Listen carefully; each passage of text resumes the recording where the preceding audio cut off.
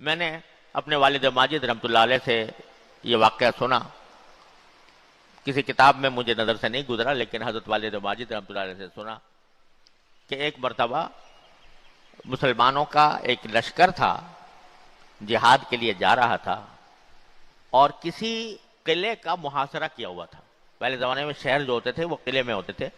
تو اس کا محاصرہ کر رکھا تھا، یعنی چاروں طرف سے مسلمانوں کی فوج نے اس کا گھیرا ڈالا ہوا تھا۔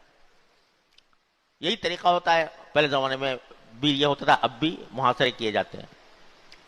اب وہ جو قلعہ بند لوگ تھے، جو قلعے کے اندر بند تھے اور قلعے کا دروازہ نہیں کھول رہے تھے،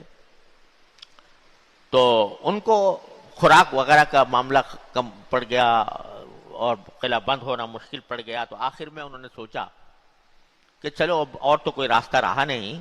لیکن ہم ان مسلمانوں سے کہتے ہیں کہ ہم تمہارے لیے قلعے کا دروازہ کھول دیتے ہیں اور تم داخل ہو جاؤ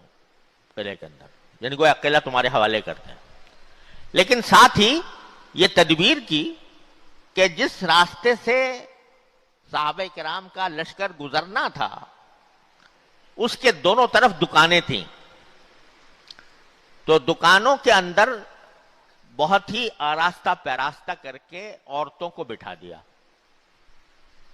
اور ان کو یہ تاکید کر دی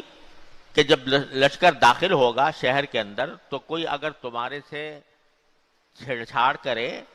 تو تم مزاحمت نہیں کرنا۔ مقصد ان کا یہ تھا کہ جب فاتح قوم داخل ہوتی ہے کسی شہر کے اندر تو وہ بالکل خوشی کے شادیانے بجاتے ہوئے داخل ہوتی ہے، اپنی فتح کے اوپر مغرور ہوتے ہوئے داخل ہوتی ہے۔ اور پہلے زمانے میں بھی اب بھی جو فاتح قوم ہوتی ہے وہ خاص طور سے وہاں کی عورتوں کے ساتھ بدسلوکی بھی کرتی ہے، تو اب یہ قوم بھی داخل ہوگی تو ان کو دونوں طرف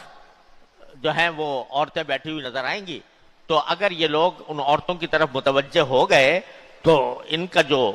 فوجی یعنی دفاعی جذبہ ہے وہ کمزور پڑ جائے گا، مبتلا ہوں گے، اور اسی حالت میں ہم ان کے اوپر حملہ آور ہو جائیں گے۔ یہ پروگرام انہوں نے بنایا تھا، اور بنا کر پیغام بھجوا دیا۔ حضرت ابو عبیدہ بن جراح رضی اللہ تعالیٰ عنہ جو سپہ سالار تھے ان کے پاس پیغام بھجوا دیا کہ آپ داخل ہو جائیں، ہم آپ کے لیے دروازہ کھول رہے ہیں۔ اللہ تعالیٰ نے فرمایا کہ اتقوا فراست المومن، حضور اقدس صلی اللہ علیہ وسلم سے یہ منقول ہے کہ مومن کی فراست سے بچو، فإنہ ینظر بنور اللہ، وہ اللہ کے نور سے دیکھتا ہے۔ تو حضرت ابو عبیدہ کو یہ ساری سازش کا پتہ تو نہیں تھا کہ یہ اندر یہ سازش ہو رہی ہے، لیکن کچھ کھٹکا ہو گیا کہ اچانک انہوں نے دروازہ کھولنے کا جو ارادہ ظاہر کیا ہے، تو کوئی بات ایسی ضرور ہے جو جس کی وجہ سے یہ ہمیں فتنے میں ڈالنا چاہتے ہیں۔ تو بس چلتے ہوئے انہوں نے صحابہ کرام کے سامنے یہ آیت تلاوت کر دی، بھئی اس کا خیال رکھنا، قل للمؤمنین یغضوا من ابصارہم ویحفظوا فروجہم،